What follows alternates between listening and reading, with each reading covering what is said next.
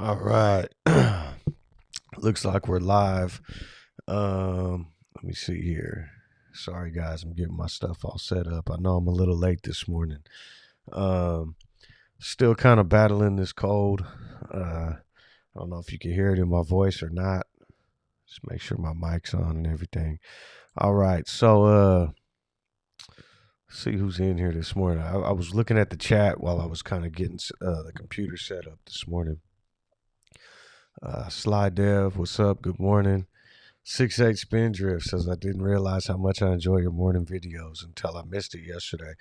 Yeah, man, I woke up yesterday and I was I've had this cold since Monday pretty much. I started second guessing myself. I took 2 rapid tests this week just to see if I had if the first one was wrong or whatever, but it's not COVID. It's just a cold. But man, I went to that Niner game on Sunday night, and that was after coaching 2 of my kids' flag football games on Sunday in the pouring rain, and I was just soaking wet, changed, dried off, went to the Niner game and got wet again, and it was just I think it got the best of me. But anyways, let's look at this. Who else is in here?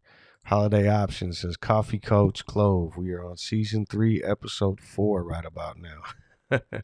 Yeah, CLOV actually moved a little bit yesterday. We had a green day. Not bad. 723, closed at 761, up a little bit in pre-market right now. I mean, it's nothing to get excited about. I know I've kind of been saying I'm not really going to get excited till I see, double digits again.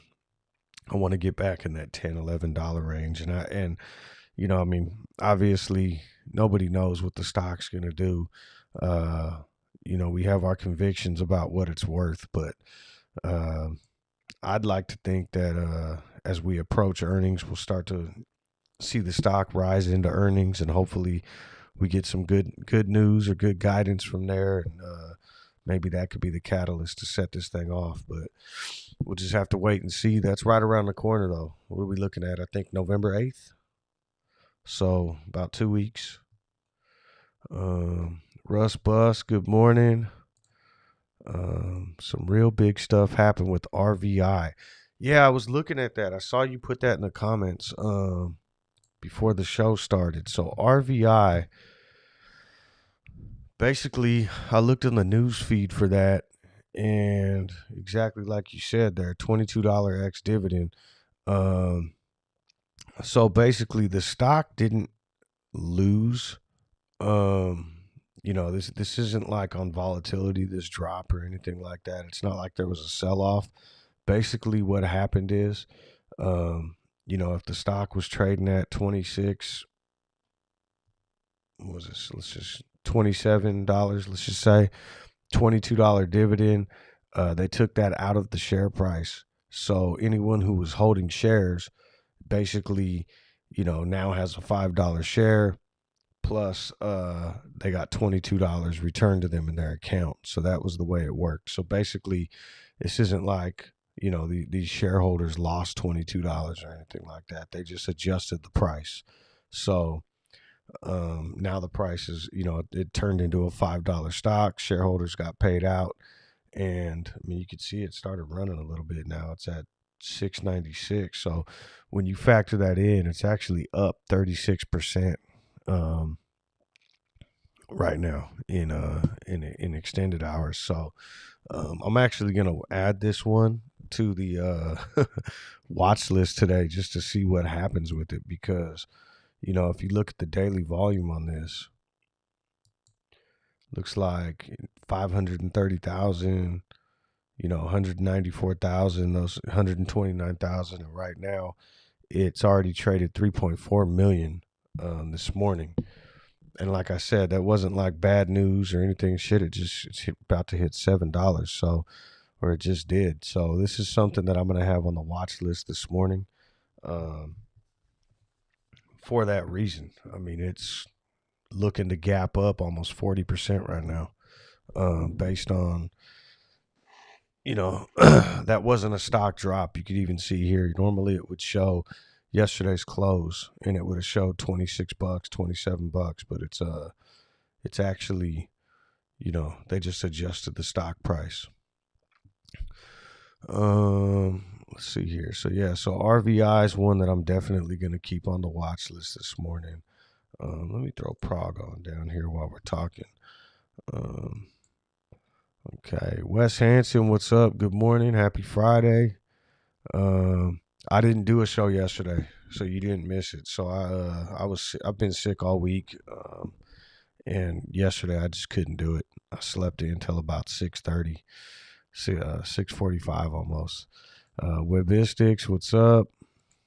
Noar, JJ, Pete. Noar says checks is made a. Yeah, so did they actually? I have a Facebook account. I never use it. Hold on, Scotty just texted me. I haven't logged onto that thing in so long, but I guess they changed their name to hold on one second.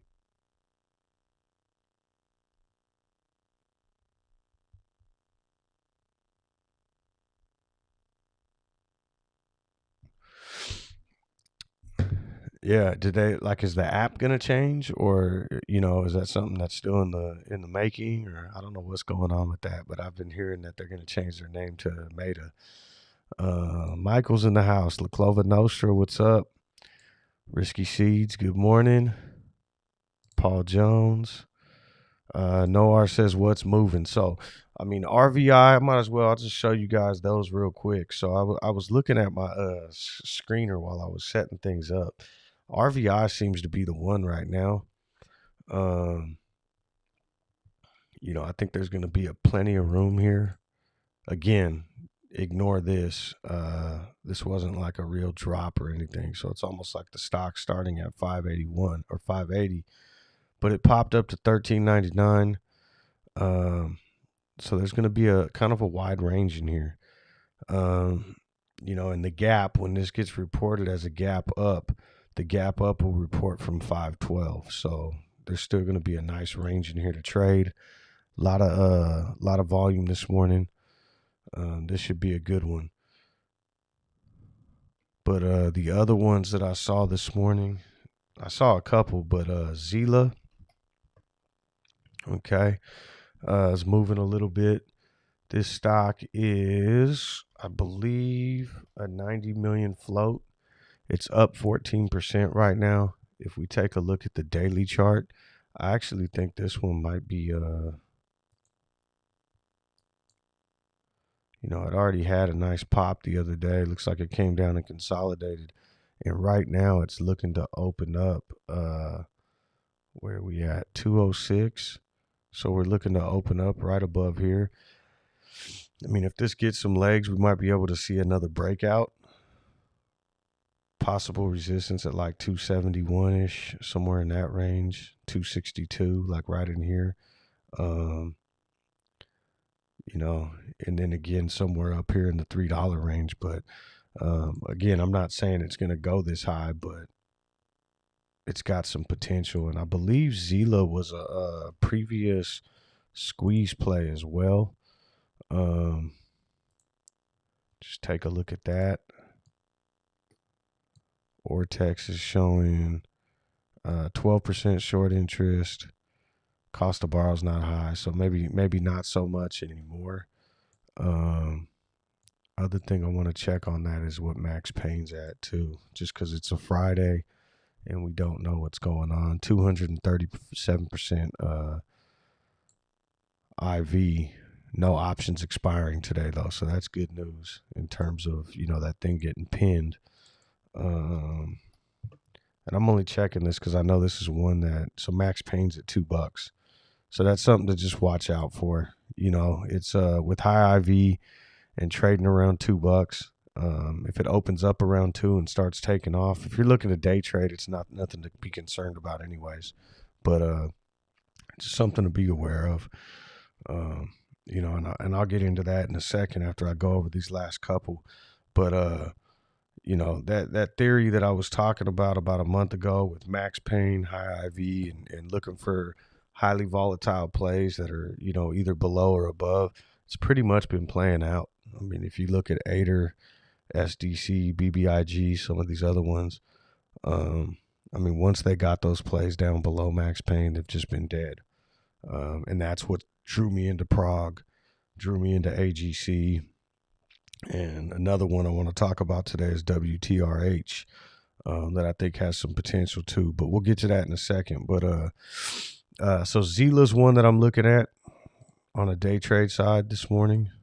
Starting to move a little bit too, but I really like RVI probably the best right now. The other two that really, MMAT was one of them. Okay, MMAT right now it's kind of a retail favorite from a couple months ago.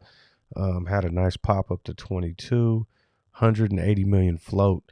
It's up 6% right now in in extended hours. But if we go back and look volume wise, it's already got 2.2 million traded this morning. Look at the daily chart here. If we could pull it up, it looks like maybe it's kind of bottoming out down here.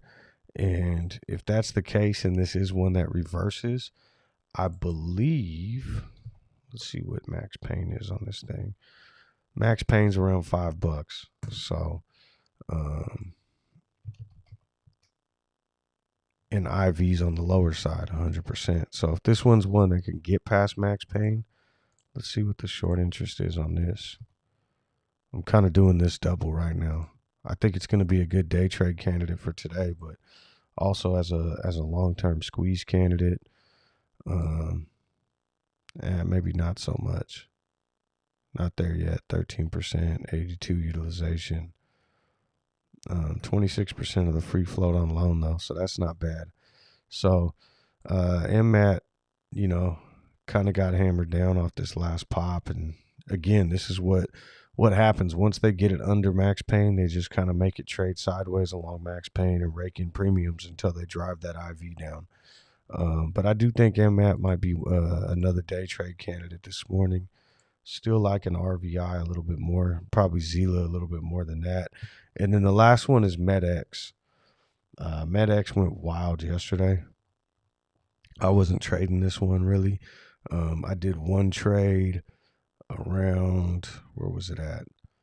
I don't even know. I know I got out too soon. I was playing this L train, threw it on a group text. I think I got in here. It was like 54, and I was gonna play the pop up to 60, and I think I sold a little bit on into this, like 25%. Sold a little bit more, and then when it came down, I got out a little bit more, and I only had 25% left for this last pop. I should have just stuck with my conviction, and I was trying to play it to 60 cents. And then it ended up running to 63. But either way, MedX was running pretty nice yesterday. This was the only trade that I made. I was just feeling like crap and didn't really play much. But it's still getting some volume this morning.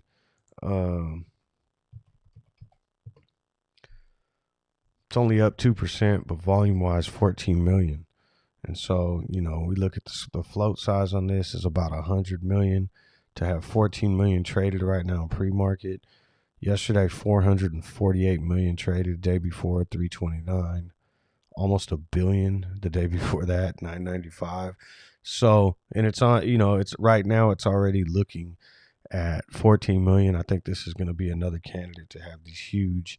Anytime you see these huge candles, I mean, that gives you opportunity to, again, stick and move, get in and out, make some money on those, those nice gains. Like that trade I played yesterday, I think I walked away with like plus 8%.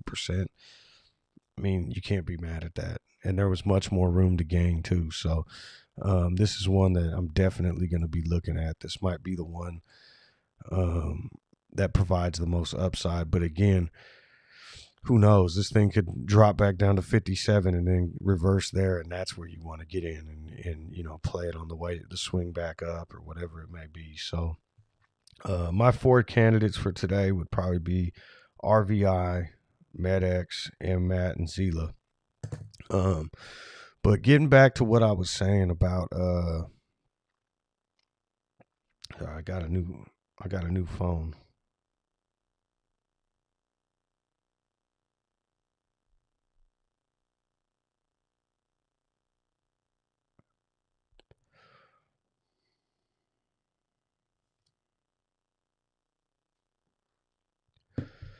Trying to figure out how to work this thing. Let's see who else is in here. Sorry, I got sidetracked. Kimster, what's up? E Money, good morning. Scotty, I just got your text. Solstice, what's up? Jason, what's going on? Good morning. Dennis says throws off my day when you don't stream. Me too. I mean, that's I always talk about it, but like I look forward to this because it kind of keeps me on point and gets me prepared for the day trading and checking into all these stocks and looking at everything. And when I don't do it, it kind of, I kind of fall off a little bit too. So yesterday I felt a little lost. I didn't even trade nothing in the market because I didn't do my all my pre-market work. Levi, what's going on? Noir says there's a McRib NFT. Man, these NFTs are crazy. Dan, you didn't miss much yet. I know you probably said that a long time ago too, but I just went over kind of the 4 day trade candidates. I still haven't even talked about PROG or anything yet.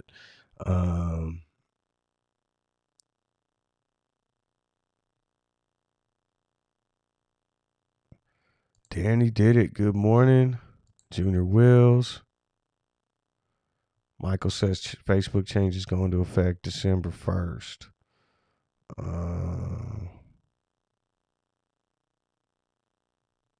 Okay.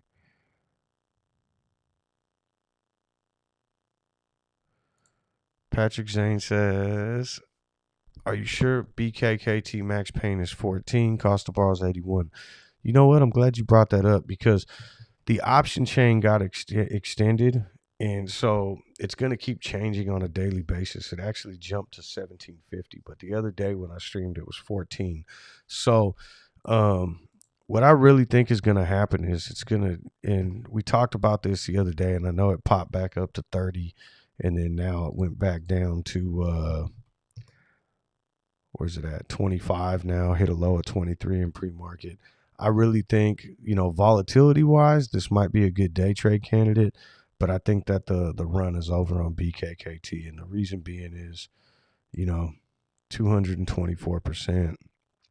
I think between now and November 19th, they're going to drive this thing back to here, and there's not as much ammo in the option chain because these strikes are $5 apart now. Whereas before you had $1 in between, which is what gave it that initial push. Now, all that being said, these are significant numbers for the float size. So if it does get some volume and starts popping, sure, it could rip. But IV so high, you're probably going to see less options being traded, and you're going to see, market makers really starting to push this thing down. For instance, if they can get it down below 25 now, you're going to start to see these 1.7 million shares right here start to unwind and start dropping this thing down. You could see a ton of put contracts that weren't there recently, and that's why you're starting to see that max pain level go up. The more puts that get bought, max pain can keep going higher, which would be good for like long-term BKKT holders. But if you look right now, 1750 strike is outweighing still. The $20 strike is outweighing, but then when you get to here to like 16, puts start outweighing calls. Even there at 15, a little more lopsided there. But the other factor that goes into this too is premiums paid, right? Because the max pain isn't necessarily just about getting that middle ground. It's also about, market makers being able to rake in the most amount of premiums. And I would imagine that a lot of these puts that were bought were paid at higher premiums because it was after the spike. So yeah, I just have a feeling that with BKKT, I'm not saying this stock's never going to go higher, but right now it's at that point of, super high IV. You can kind of see that market makers have control of the stock now. Just going back on the 5-day chart, it popped to 60, and I'm sure there was profit taking in here too, but I'm also pretty confident that they're just trying to pin this thing down now. And then they allow these pops to entice new buyers, right? You see this pop up to 30, and what do people do? They come in and start paying, oh, this is going to go to 70 again. And they pay $80 for this $70 call, which is, grossly overpriced. And, that thing's never going to hit, not by November 19th. And they're just going to, continue to whittle this away. Now, it is still in that range where it's above max pain, and it could still fly. But if the lower it keeps going, if it gets closer to like $20, I would say it's a done deal. They're just going to pin it. That's my opinion, at least.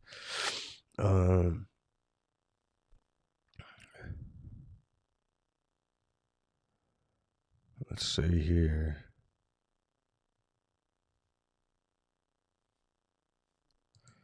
Risky Seed says, for Fridays only, is it worth playing a stock away from max pain with the idea that market makers will push it towards max pain? You know what? That I don't know. I've never really looked at that, but like if you look at, so for instance, let's take a look at Ader, because this kind of goes into that whole what I've been talking about, that theory that I was talking about. Like, one of the reasons that I backed off that Ader squeeze once it got pinned down below, even though Ader had a huge potential for a gamma squeeze, but and it still isn't looking bad, but it's like they pushed this thing down. I don't even have it up here. I mean, it was so far back now, probably 2 weeks ago, and they got it into this controlled range. But max pain on Ader right now is $10, but options expiration isn't until the November 19th because they only do monthlies.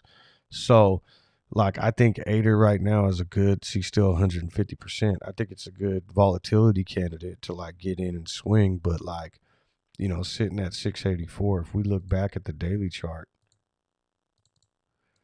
this was going back to like over here. It was trading right above max pain, and then they got it under control. They pinned it down, and now you're seeing it bounce up to 10, back down. Maybe we'll see it bounce back up to 10 again, but I don't think it's going to get above 10 until we see the IV drop a little. But yeah, I mean, if you're looking at something with the Friday expiration, the other thing to think about though too is max pain's really only an issue in a stock with high IV, because that's where the incentive is to pin it. High IV, 150%, that's when people are overpaying premiums. You look at the next month for December, Ader has 280% IV in December. So I mean, people are like grossly overpaying for these premiums right now. And that's when you're going to start seeing, it being, let me see here.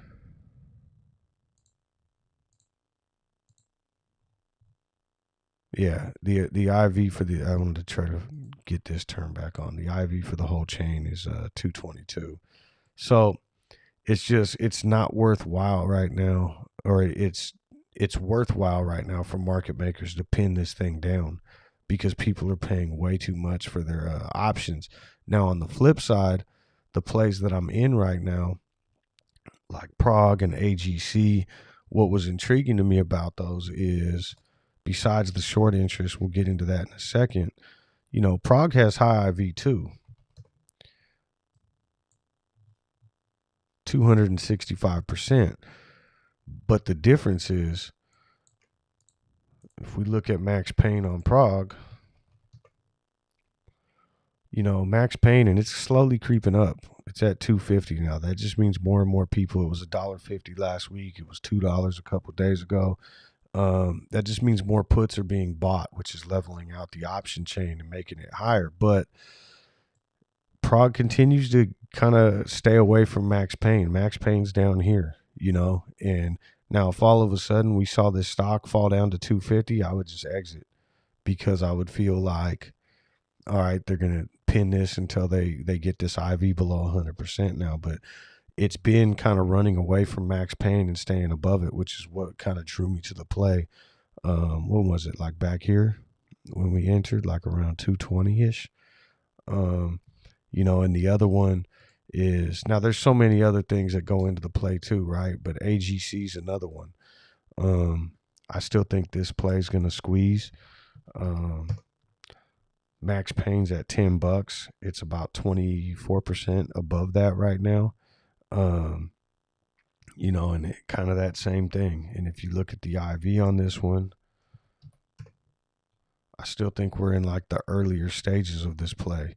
IV's only 126%. So we have low IV. We have a stock trading 25% above max pain. And then you take a look at the Ortex data on AGC. And I've been meaning to make a video on this play too, because I really think that this is kind of like an earlier stage one, kind of like how the VIH BKKT play was. So, 40% short interest, 98 utilization. It's all starting to creep up. Cost to borrow is creeping up. I mean, this is like, we're really in kind of the earlier stages of the squeeze, I feel like. And again, low IV, which lower IV for a squeeze play, 120%, which makes options kind of enticing. And then on top of that, so this is a SPAC, right? And you have they're merging with like this app from, I think, like East Asia or something, that does, it's almost like a Uber, DoorDash, all kinds of like this, the apps that we use, all these different apps out here. It's like all these apps wrapped into one. And I think I could be saying these numbers way off, but I think the valuation on it right now is like 40 billion or something. And their CEO announced recently, maybe even like a month or two ago, that that the merger was definitely gonna take place in Q4. So we're looking at, high short interest, all that kind of stuff, pre-merger on the SPAC, and low enough IV to like really make it worthwhile to get into this play now. I wouldn't go November, because we're looking at Q4. If I really wanted to time it in, I would say January options, just to be safe. You're going to pay a higher premium for them, but it gives you some time. That's what I'm looking at least. Safer would be all the way out to April, but you're paying a little bit more still. Actually, though, if you look at it, let's just look at, like, let's say the $15 call is $240. $15 call is $2. I'd rather pay the extra $40. I'll probably end up going there. Gives you almost double the amount of time for $40 more. Way safer play. And it could be one of those things where it pops pre-merger at the announcement. That's what I was expecting with VIH. Didn't happen that way. It ended up happening after the merger. But either way, there's an insane amount of short interest in this play, and it's a good time to get in while the IV's on the lower side. That's my spiel on AGC. I don't know that it's going to pop today or tomorrow or anything like that, but I do think this is a great squeeze play in the making. And even if you take the squeeze play out of it, it's again, a SPAC NAV is $10. You look at the downside is 20%. The upside could be what? If this thing was to roll like BKKT did, 400% from here or something like that. So I really like this play. PROG is another one, again, that I've been playing for a while. We'll just pull the whole thing up. I don't think PROG is dead yet. If we pull up Ortex data on that, it's starting to get really expensive option-wise. But it's so far ahead of max pain that makes me feel like it's still got legs. Let's see here. All right, here's PROG. So when we look at PROG, 50% short interest is extremely high. 71% of the float is on loan. Cost to borrow is through the roof. Utilization's high as hell. We're looking at a play that, again, options wise, I think PROG is 70 million total float. Okay. So low float stock. That's a ton of open interest in the option chain. A ton for such a low float stock. And, we have strikes at every 50 cents. Delta's still low. Every day that passes over the next 21 days is going to continue to increase this delta, which is going to increase the hedging here. And if we just look at this pure numbers wise, we're looking at what? Probably 10, 20. I'm just doing quick math. 20 million shares, so almost a third of the float would need to be bought up in the options chain, and that's just looking at November. And then when you start incorporating all this other stuff too, I think PROG is far from done. Some people were asking me what my initial target was. I think the higher they extend the option chain, the higher I put my target, right? So, I mean, we're looking at 750 now because they just extended it out again. I would have liked to have seen like a $6 and a $6.50 and some other strikes in here because that creates a bigger gap. But as of right now, I would say 750 would be my target. Now, don't get me wrong, it could blow it well past that. We saw that with BKKT the other day. But it's just something to always be aware of. If you're in PROG and this thing starts squeezing and it gets past 750 into 8 and starts coming back down, I wouldn't hold as it falls back below 750. Now, that being said, this thing could blow to 15. Who knows? But I'm just going to keep an eye on the option chain. And every day it creeps higher.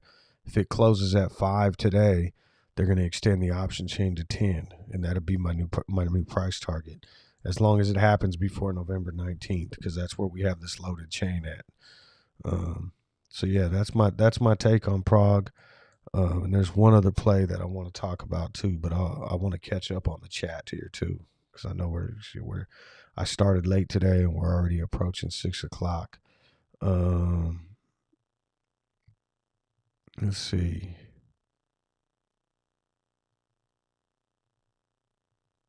Cuckoo Bird, what's up? Nah, Scotty's not coming on today. He said he's going to be really busy at work. So, but he was in the chat for a while. Dan said he wasn't sick. He's been playing with this new phone. Yeah, my iPhone 7. It was an iPhone 7.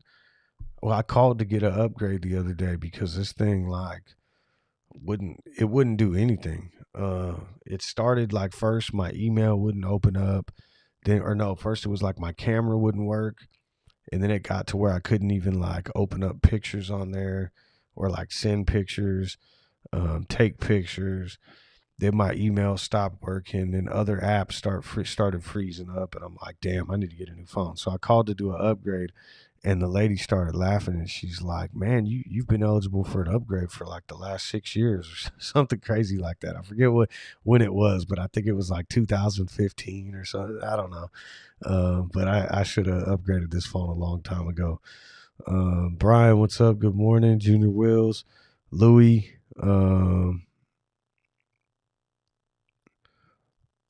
Let's see. E Money says, love your streams. Right on, man.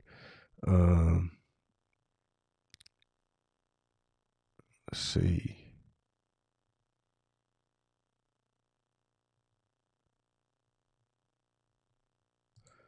You take a look at CRTX, Max Payne. It took a dump after Alzheimer's drug failed to get approval, but I believe it has potential. So that was the one, I believe, from Wednesday's stream that we were talking about.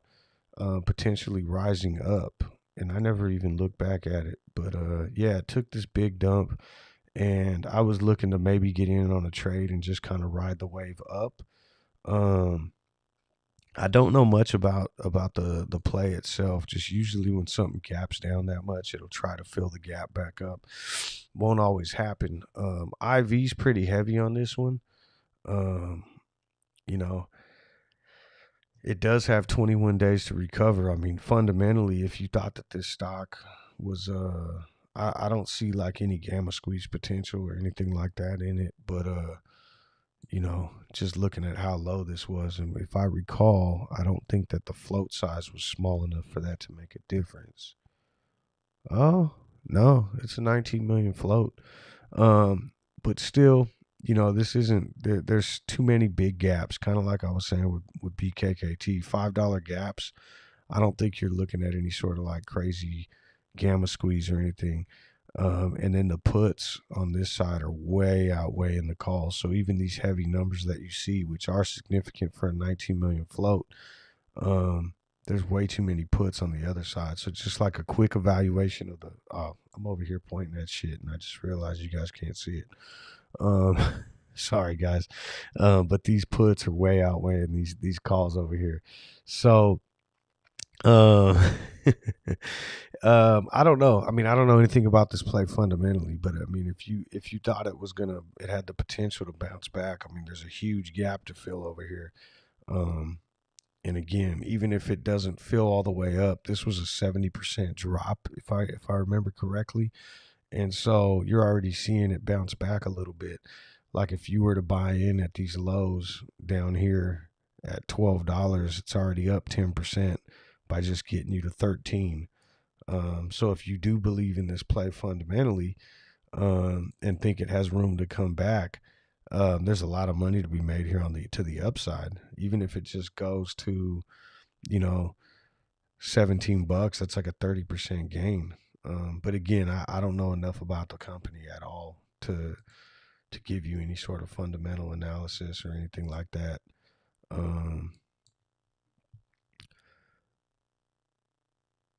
Turks McGurts, what's up? I'm still feeling pretty sick, but I didn't even turn my alarm on. I got to be honest with you guys. I was planning on not doing this today. I didn't turn my alarm on last night, and I was just kind of like, whatever.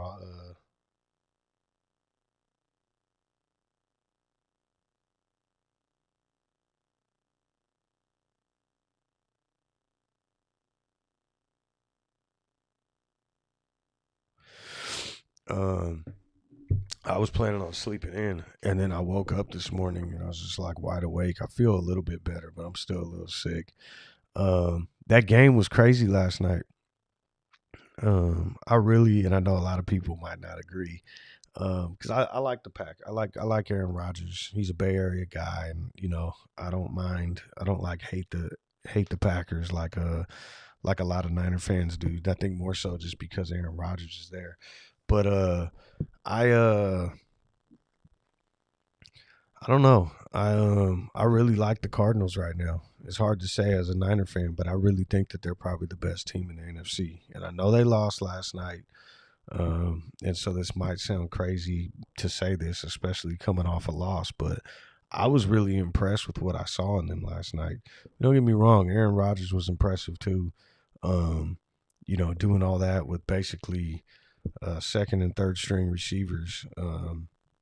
He was really, you could tell he was uncomfortable with a lot of the guys he was trying to throw to, going to Randall Cobb, and he kept trying to force the ball almost to Cobb. But I was impressed by, I mean, just the amount of weapons that the Cardinals have. Kyler Murray's ability to even though he threw two picks, just scramble around. And then that drive from the 1 yard line to come back and almost win it. And that interception at the game was amazing. 99 times out of 100, you don't see that pick get made. And that game goes into overtime. So, yeah, great game last night. Your pal Al, what's up? Says shot a 72 on a par 64 course. Not bad at all. That's better than I would do. Russ says Weemy breaking out today. Yeah, that one popped up on my scanner. Oh wow. Shit, when I looked at that on my scanner earlier, it was only up 12%. And yeah, that thing is moving.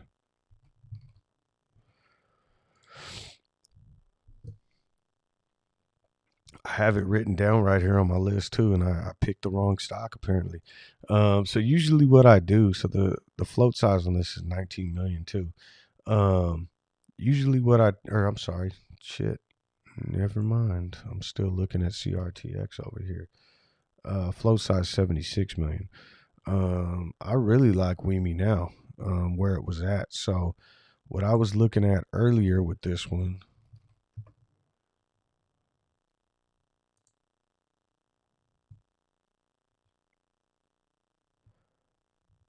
was kind of trading down here, and I was looking at the daily chart, and right now where it's at, it's looking to open up here above, kind of like these resistance levels.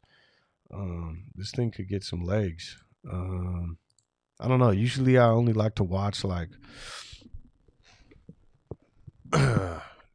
maybe 2 or 3 stocks, if I'm looking to day trade. And I kind of, I picked 3 this morning, actually 4: Zila, MMAT, MedX, and RVI. And I don't know. Weemy was one that I wasn't really liking at first. When I looked at it, I saw this little pop, and I'm like, I like these other ones better, but it's still moving. Very disturbed. Good morning, Michelle. Good morning. I know I'm way behind too. Alfredo says, "What up, proggers and clove tars? Let's get the green. Let's do it."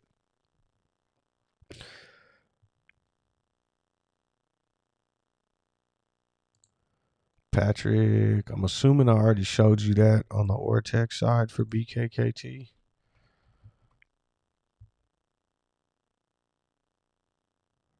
I personally think BKKT already squoze. I think it's done. I could be wrong, but yeah, it does have the 99 utilization, the 280, but I really think that it's in control right now. Seeing the way that it dropped and everything, I think that market makers kind of have it in control now, and they're gonna keep driving it down. That's my assumption. I could be wrong. You know, I think this is the time of the stock where bag holders get made. People start jumping in now, thinking that it's going to go up a little bit more, and more often than not, it's gonna fall back down. That's my theory. I'm staying away from it. Um, I do still have 2 call options. I never sold those last 2.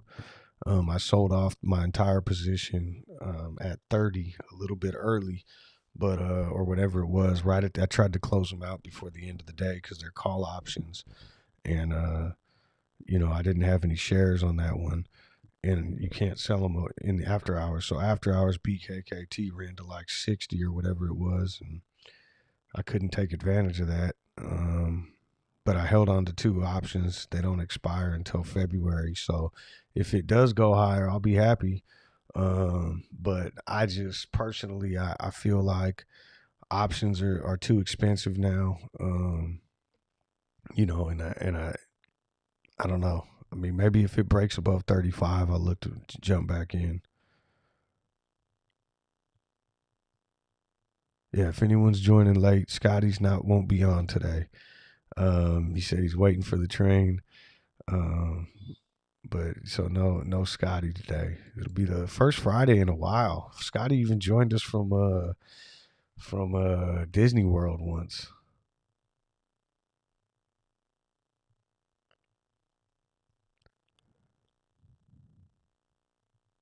Oh, all right. Scotty says he brought a shot bottle just in case. Well, you let me know, Scotty.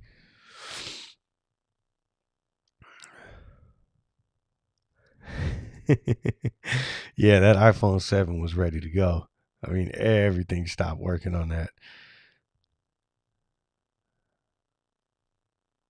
Dan says check out UAVS. I think I'm catching up with you guys now too. UAVS just popped as well. What's going on with that? Do we got news behind that?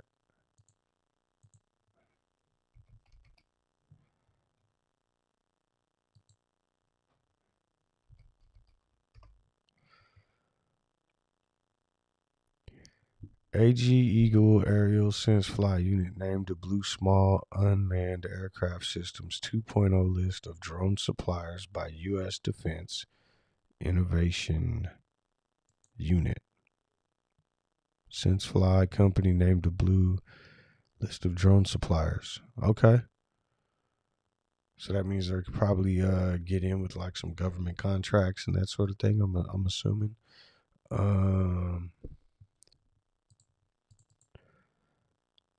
See here, UAVS, 2 million in volume so far. Float 63 million.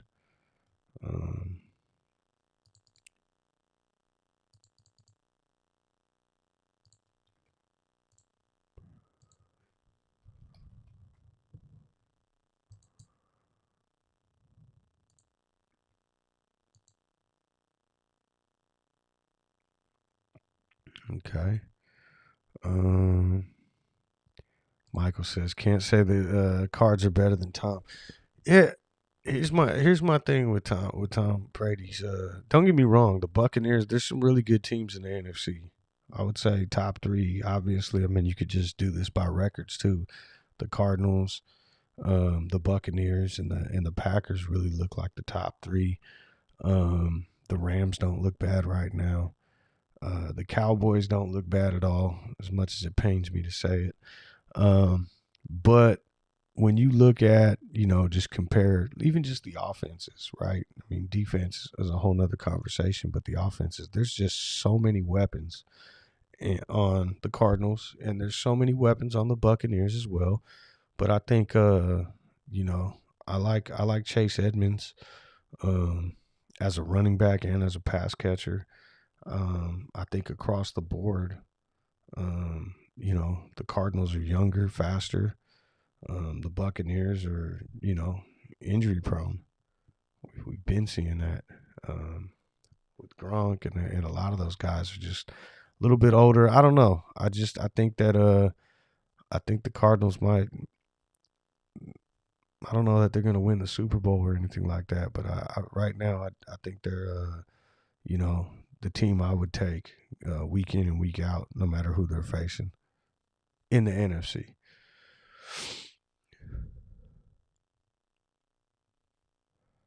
And you guys are saying that Fun's getting some volume too. And news.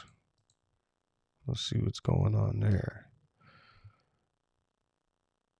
Funware now accepts Bitcoin for light personal computers. That just dropped about a half hour ago. There.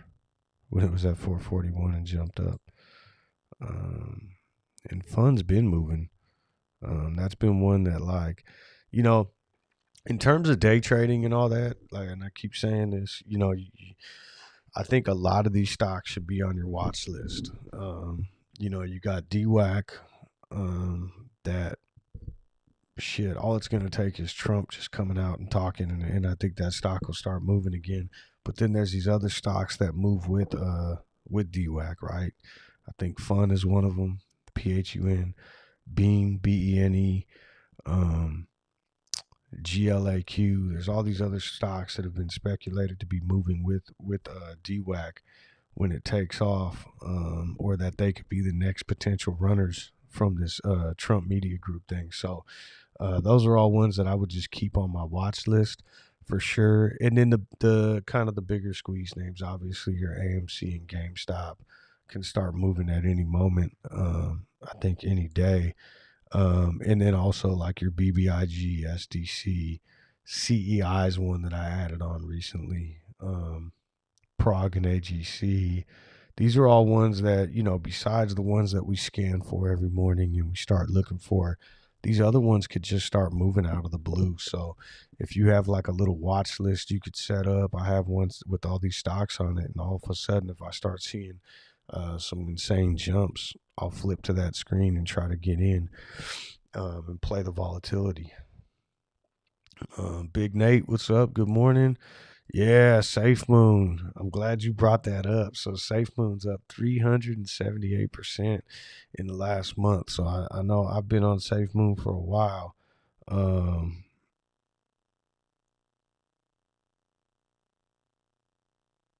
let's see here. I just want to see. I haven't looked at it this morning, but oh damn, it's up even higher now. Yeah, Safe Moon is ripping. And then I actually bought some sheep. I probably bought the top. Who knows? But I've been in Safe Moon for damn since I don't know May or June or something. So I forget what month it was, but a friend of mine told me to get into it, and so I threw some money in, and I've just been kind of like I don't even look at it until like Big Nate or someone else comes on and reminds me about it. But just recently, this thing's been I've been checking it every morning because it's been absolutely moving. Um, and then let's see what we got here. But yeah, so I bought some sheep after I don't know, I was getting sheep FOMO because everyone was talking about it, and I'm just looking at where it's priced at, and I'm like, well, I'll get in now and see if it eats another zero. As soon as I bought it, it started going down. Uh, let's see. Xander says over Green Bay. Yeah, again, Green Bay beat them last night. They're both great teams. I think the Buccaneers are a great team too. Those are probably the top three right now, or they are the top three in the NFC. But I was just really impressed last night, and I think, you know, just even with the comeback, being down 10 points, goal line stand down there in the red zone, and then to see Kyler Murray, young running back, and a young team, just make that comeback in that fashion, even though they lost. To get down there and get in that range from on a drive from the 1 yard line. And like I said, 9 times out of 10, 99 out of 100, whatever it is, that was an insane interception. That interception, that ball's just going to fall to the ground, and you're going to see one more shot at the end zone plus a field goal attempt to send it into overtime. I'm not saying they would have won in overtime, but I was just really impressed with them overall last night. And I think, you know, who knows? But I really liked what I saw out of the Cardinals. Um, as long as Eli isn't quarterback, Brady will be just fine. Man, he's getting up there in age, though. I mean, I'm not. It's you know, how much longer can he do this or take a hit? I mean, I don't know. And then you got um Gronk is older. I just think that the age is going to become a factor with them. Um, especially in a longer season this year, and I don't know. Not really liking the Bucks defense either. Um, yeah, nah, Rodgers is dope. He's Rodgers is like I see Waffle Maker said did it without Adams or Lazard. Yeah, but that's my point is, you see Aaron Rodgers last night. Don't get me wrong, he's great. I think he's one of the greatest. Um, and I don't know how long Adams or Lazard's going to be out, but you could tell Rodgers was uncomfortable last night in those key moments. I mean, he was like forcing the ball to Cobb. Um, so I don't know. Josh Stewart, what's up? Good morning. Thomas O'Connell, what's going on? Risky Seed says don't see options on RVI. Let me see here.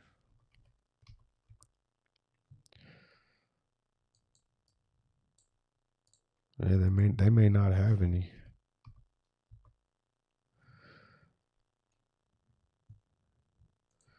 Yeah, so Let me see. So today's watch list, the ones that I'm going to be looking at, I'll just go over that real quick, and then I want to talk about this other play before we get too far into it. So RVI, um, $22 dividend. So this wasn't like a drop.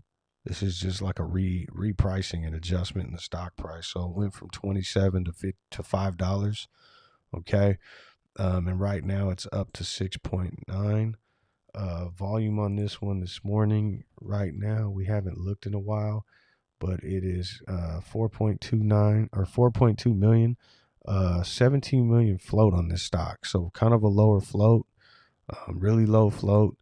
And, the daily volume on this hasn't even been a million. It's been like 500,000, 200,000. And right now we're seeing 4 million shares traded. So I think there's a lot of volatility in here. There's like a 30% range going on right now. Just from this $5 level up to 730. So I really like RVI as a day trade candidate this morning. The other ones that were mentioned was Zila. I haven't looked in on it in a while. MMAT.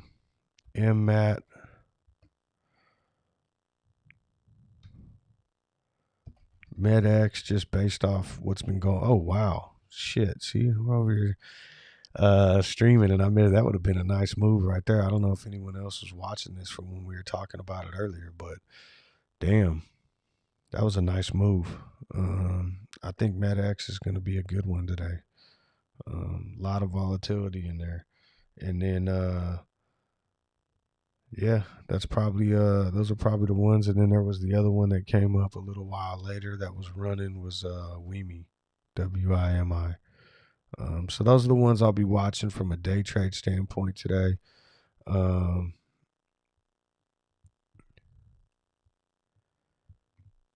Fluffer, what's up? Good morning. Happy Friday. So the other play that I wanted to talk about that I'm probably going to start looking into as well. So PROG right now is one that I've been holding for a couple weeks. I think it has huge squeeze potential, probably the biggest out of all of them right now. AGC, I think, is more of maybe a longer term play, something that you might be in for a month or so before it pops, but it has the potential to pop tomorrow. But AGC is one that I'm looking at sometime this quarter, and then the other one that I was looking at this morning, and I know we've day traded this in the past couple weeks, is WTRH. Okay, and the reason being is,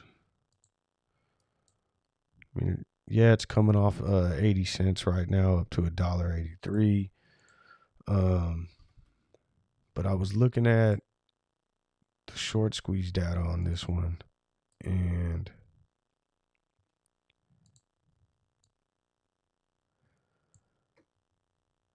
it's decent, 22% short interest, 100% utilization. Cost to borrow starting to rise. We have 21% of the float on loans. So a lot of good things I think happening there fundamentally. And then if you look at the max pain numbers, max pain on this one's at $1.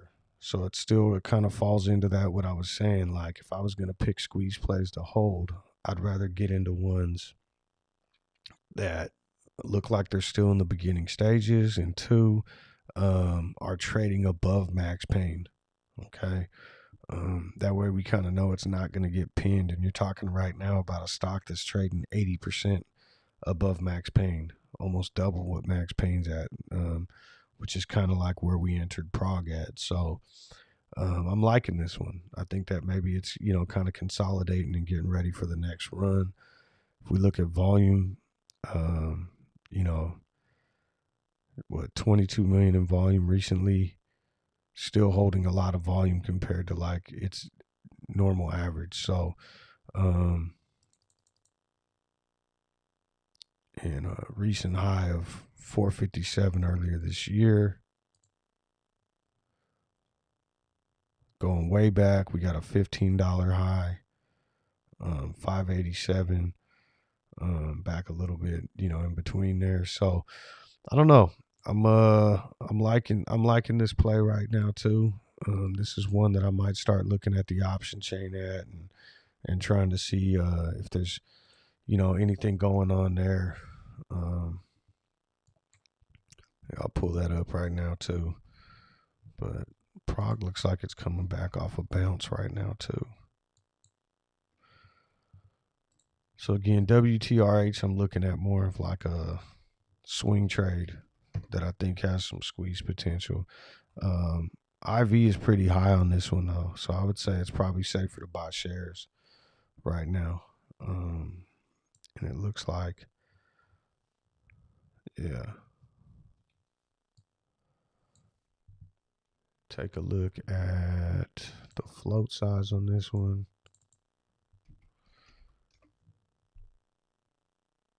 100 million float.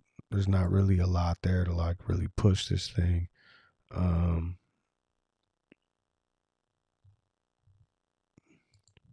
the hell's all that IV coming from then? Yeah, but that's another one I'm going to keep on my radar.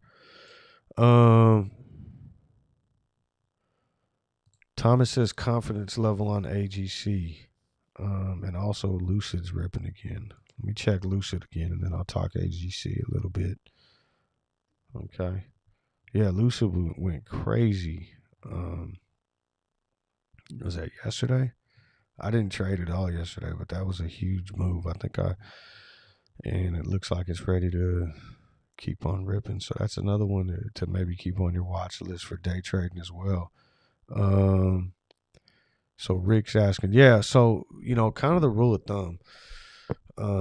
If you're looking to enter into a long-term position, if you're looking at a short-term play, I think IV can be thrown out the window. Just know that you're overpaying, right? But when IV is high, buy shares or be an option seller.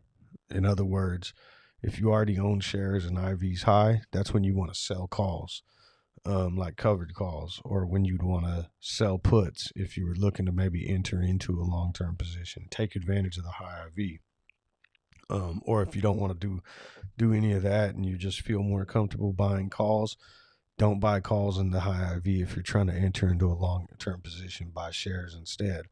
Now, when IV's low, that's when you want to be the call buyer. That's when you want to go in and buy your leaps on long-term positions, or establish yourself into a play for a swing trade on the lower IV side.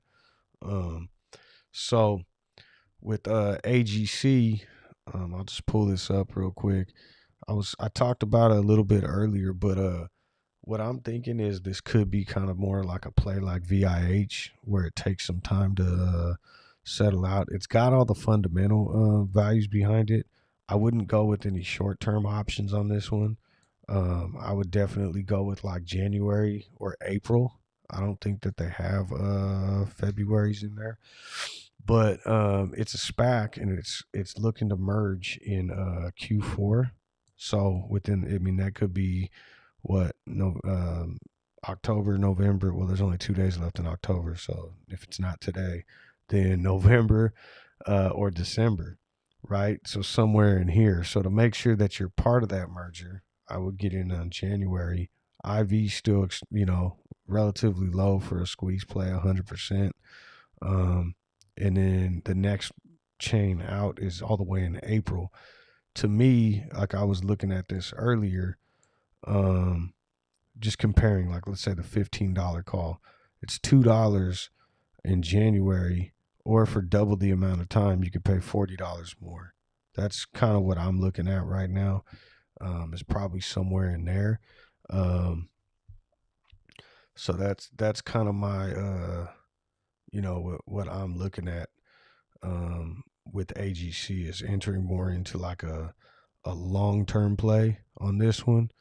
But for the squeeze.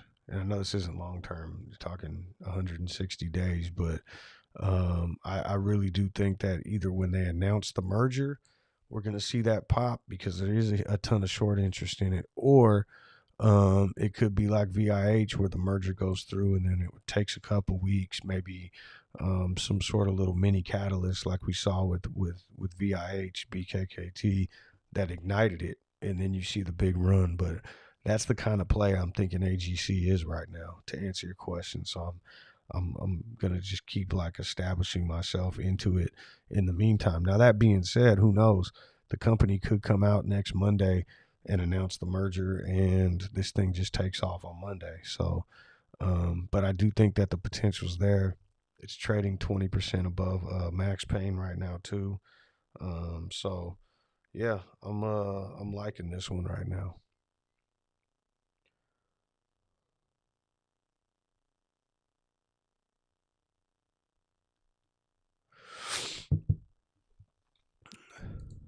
All right.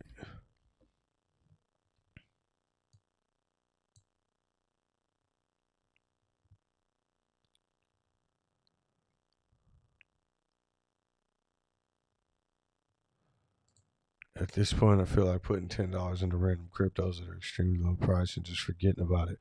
Yeah, so that's funny you say that. I just on one of our group texts last night because I was talking about how like Safe Moon I bought into a while back, but Sheeb I just bought into 2 days ago at what could be the top. I think it's still gonna run though.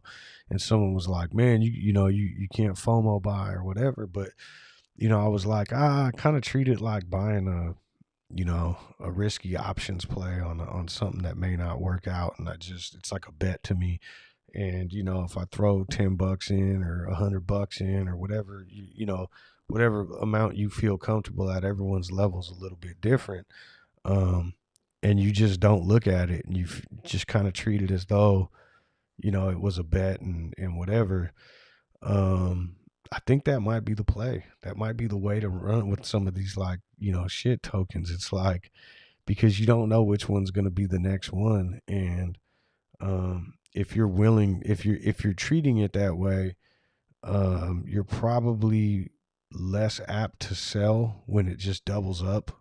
You know what I mean? You're not gonna put $10 in and then it turns into $30 and be like, oh, I gotta sell now. Like, no, I mean, or even if it was 100 and when it turns into 300, but you're throwing it in there for when it makes the big run, right? So that you could throw $100 in and it turns into 100 grand or something, which what we're seeing, or a million, is what we're seeing happening with a lot of these coins if you get in early enough. So yeah, I don't think that's a bad strategy, really.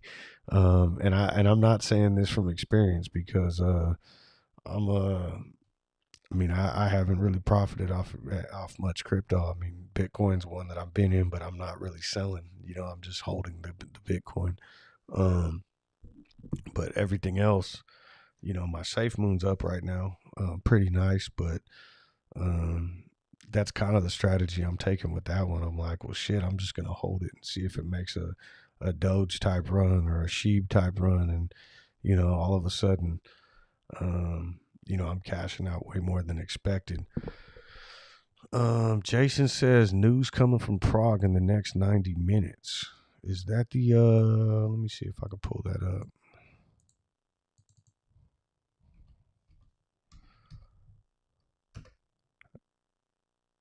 That would be awesome if we saw some news.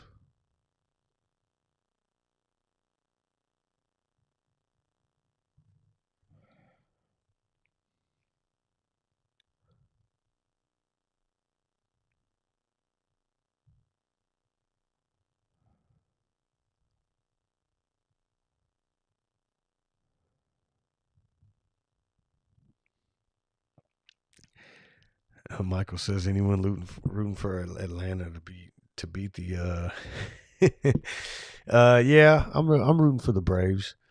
I feel like yeah, I don't know. Besides the all the controversy going on and everything else, um, the Braves are one of those teams that I think a lot of people grew up watching because that was like all that was on. Back when I was younger, TBS, they showed the Braves, so everybody watched the Braves. I remember you couldn't even watch locally the Giants games for a while. They weren't, they were on this kick where like, you had to almost pay to watch the Giants game or to watch some of these other games. You had to MLB was like trying to use it to promote people to go buy tickets. So all these MLB games weren't on TV. So like I grew up watching the Braves for the longest time. Um, so yeah, I'd love to see him win one.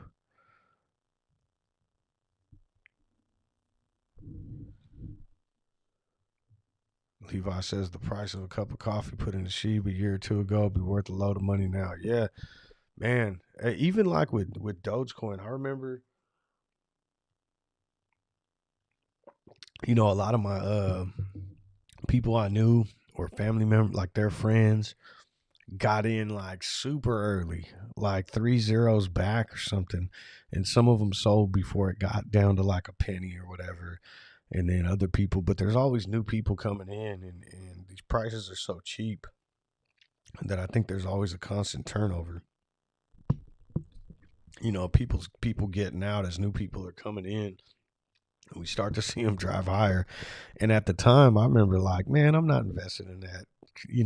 Like didn't want any part of it. And man, afterwards, I was like, shit, I should have just bought some. Um, but I don't know. So I just grabbed some right now. I feel like there's still a lot of zeros to potentially eat up and knock out. And so I grabbed a little bit. Maybe it's still in the early stages. Maybe it's done. Um, you know, and I think you're right though. I think that you got to kind of like, maybe who cares if you throw a little bit of money into some of these early on, you might get some good gains. Uh, yeah, Michelle just said the same thing. My husband bought sheep months ago simply because it was the cheapest one and just left it. See? And I mean, that's kind of how I've been treating that Safe Moon that I bought a while back. I didn't even look at it until recently when people started talking about it going back up. And now I think I'm up like 4 times what I bought it for or something like that. So it's definitely working out. But even with that, I'm like, shit, I want to wait until I'm up 100 times or 1,000 times, So I'll just kind of wait for it to go on a sheep type run. Um,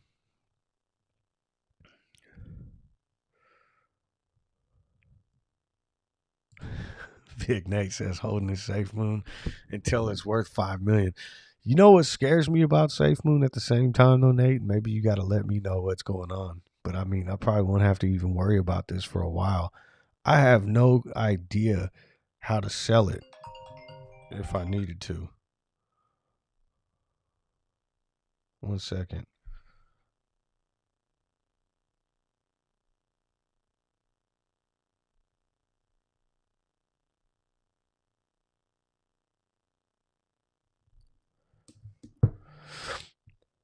So yeah, I have no idea how to get out of Safe Moon. Like whenever it's time, it was like so hard to buy it from the beginning. I remember like I had some friends had to explain to me you had to buy this, swap into this, put it into this wallet. Like I don't even remember how I bought it, let alone know how to sell it. I don't know if it's easier now to get out of it. Like once I ever try to.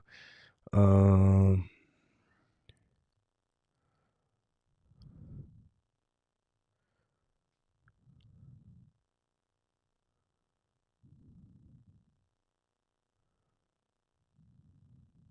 Thomas says burned from GNUS News.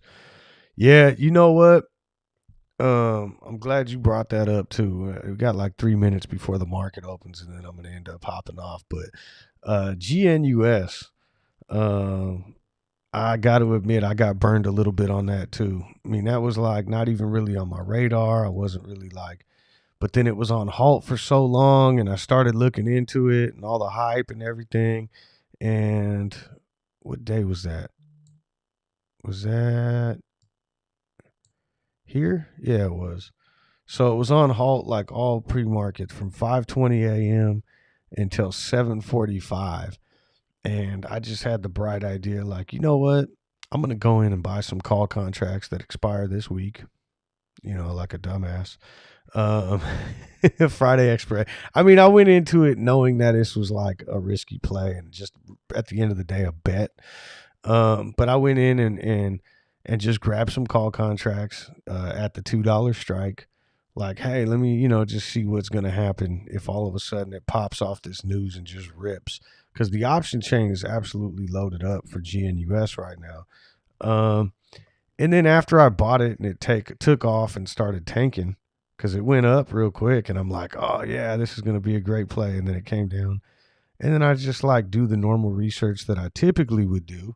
And I come over and look, and I see that the IV, and it was actually much higher than that at the time. The IV was like through the roof, and max pain for this week, because it's weekly expiration, is $1.50. And I'm like, oh man, I just got suckered into buying some shit options.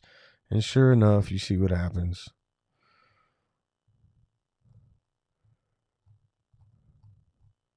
Right here, trading right at $1.50, and that's probably where it'll remain, at least for the remainder of today. So, yep, I feel your pain, Thomas. Yeah, the 8,000 a sheet worth 5.6 billion. I saw that too. I was talking about that with some friends the other day, and it's like, man, two things. One, who in their right mind holds to 5.6 billion? Like, did you forget you had it? I mean, I gotta say, like, after it hits 1 million, I'm probably like, okay, I got to get out of this. How do I, trying to figure out a way out. Um, and then it's like, even once it got to 10 million, 100 million, I mean, 1 billion, like, I would have been slowly kind of trying to chip away for the longest time. Um, like, who holds that long? And then now he's going to have a hell, or she is going to have a hell of a hard time selling it, you know? You almost gotta think about you'd have to sell like $500,000 worth shit every hour for just constantly be sitting there like selling into the buying pressure, trying to offload that. Otherwise, that 5.6 billion could turn around and end up back to 8K real quick. If the thing starts going the other way. So I don't know. That's pretty crazy.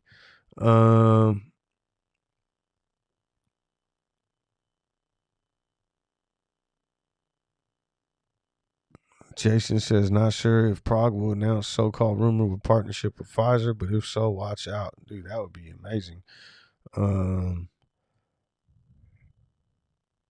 Anything under 375 for PROG is a steal. I agree. Danny Did It says he's entering RVI. Is that taking off? Looks like we're getting some nice movement out of PROG and CLOV right now.